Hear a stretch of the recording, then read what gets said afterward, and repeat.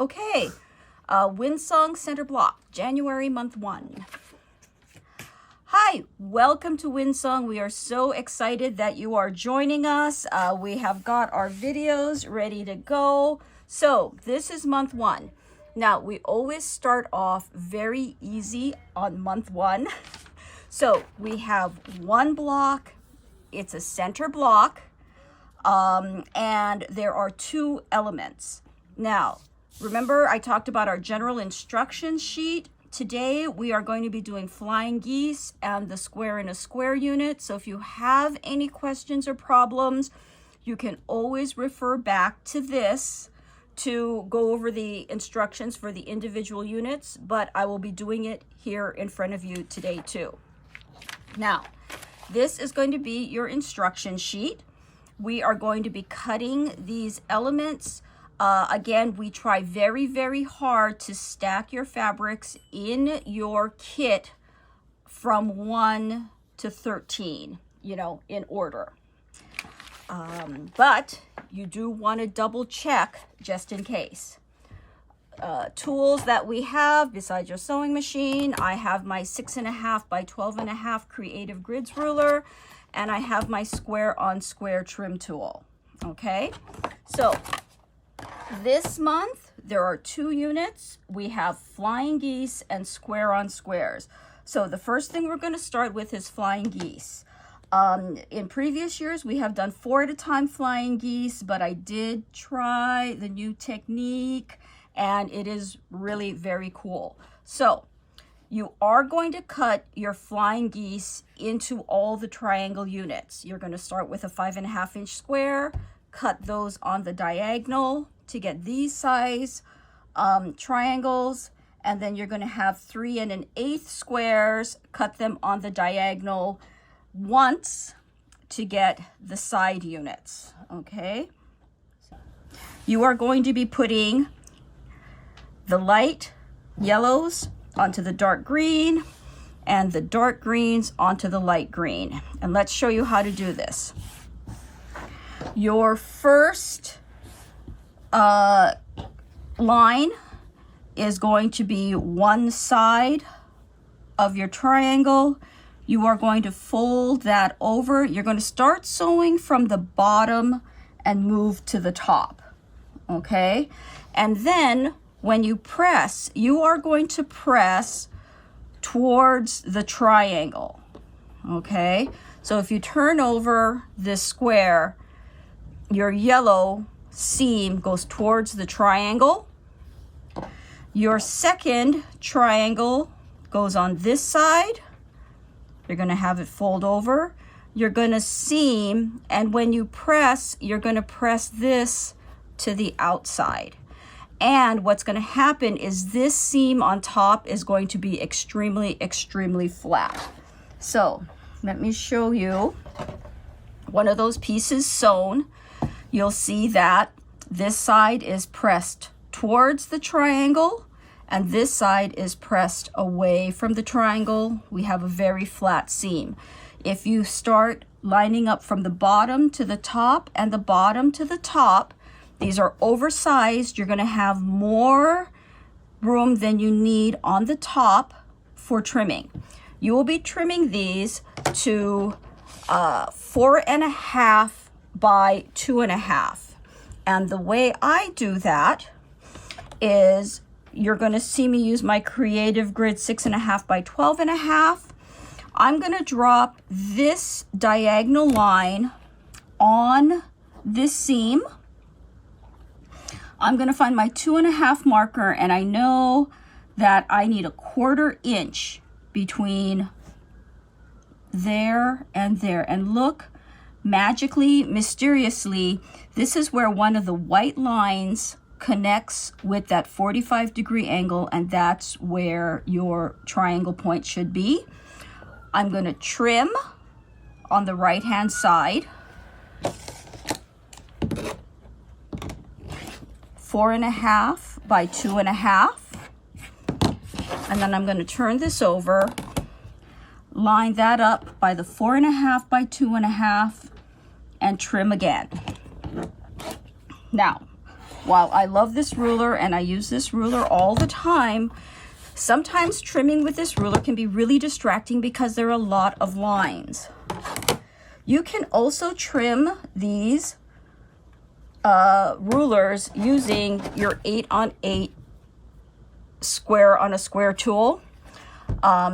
Right in the center of the 4.5 by 4.5 inch block is what I call the piko. Piko means belly button in Hawaiian. That's the center. I'm going to trim this. Look, there's no extra lines. I'm going to put the piko on the point, and I'm going to line up the diagonals on the diagonals of the flying goose. I'm going to trim here. Okay. Then I'm going to turn this around. I'm going to line up that edge that I trimmed with the white line that indicates the 4.5.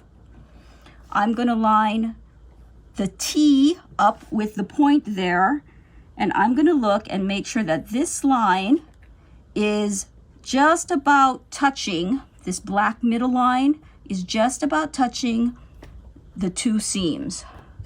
And then I'm going to trim. And this is going to also give you a 4.5 by 2.5 flying goose. Okay, so you can use either ruler. It doesn't matter. You end up with the same size. I like to use the square on square because there's no extra lines. So we have two different flying geese.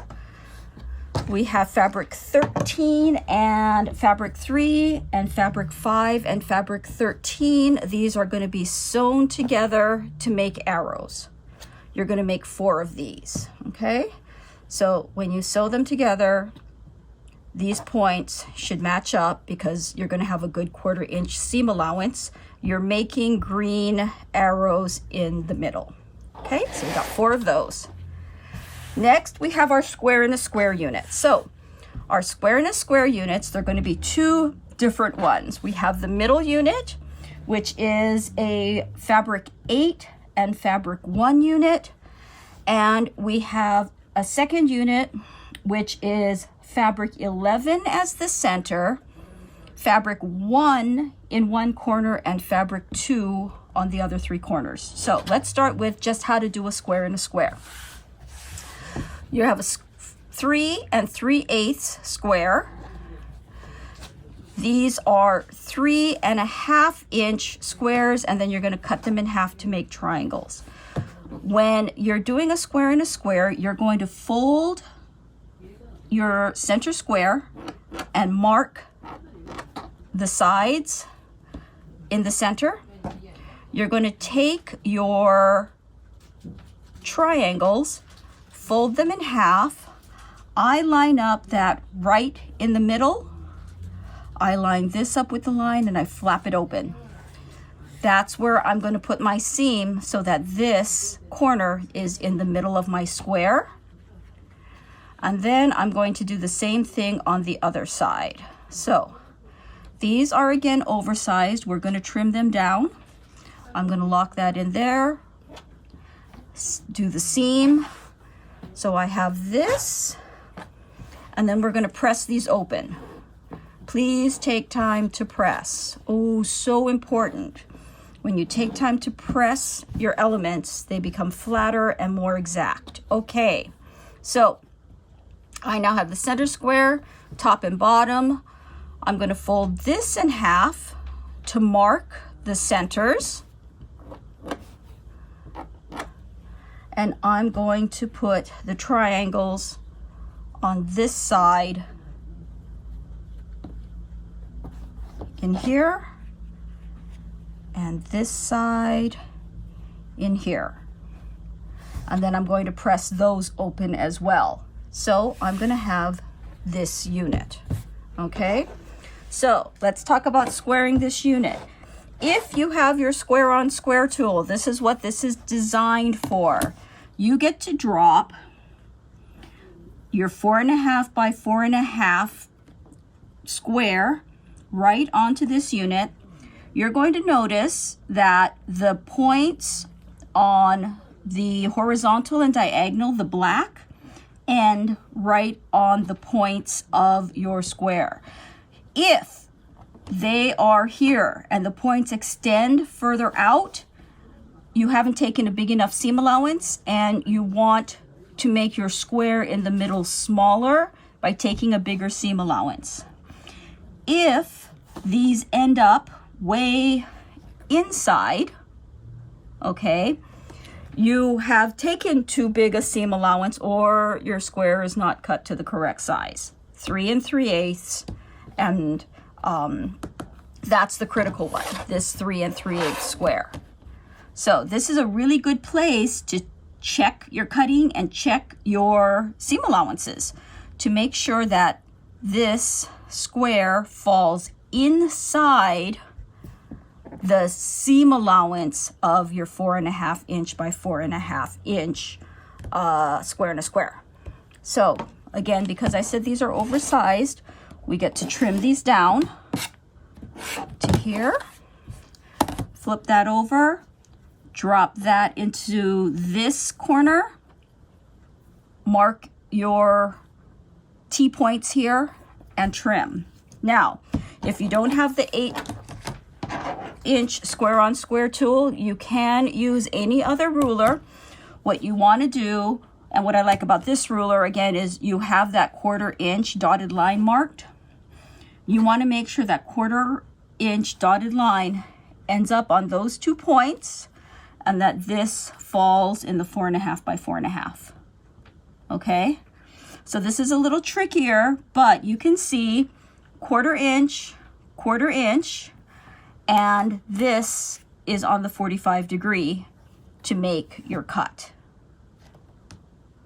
So if you were doing this, do I have another one to square? No, I squared all the other ones already.